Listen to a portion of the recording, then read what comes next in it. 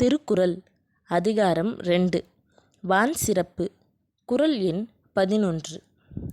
வானின்று உலகம் வழங்கி வருதலால் தானமிழ்தம் என்று உணரற்பாற்று. வானின்று உலகம் வழங்கி வருதலால் தானமிழ்தம் என்று உணரற்பாற்று.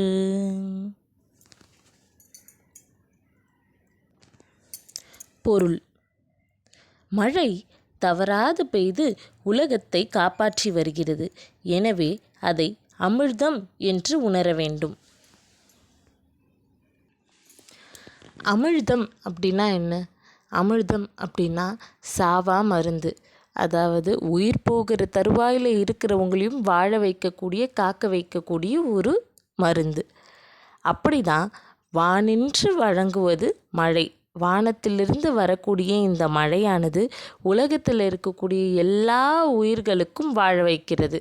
அது ஒரு செடியாக இருக்கட்டும், ஒரு எலியாக இருக்கட்டும், எந்த உயிரினமாக வேணாலும் இருக்கட்டும். ஒரு வாடி போயிருக்கக்கூடிய ஒரு செடி கூட மழை துளி பட்ட உடனே அது மீண்டும் உயிர்க்க ஆரம்பிக்குது.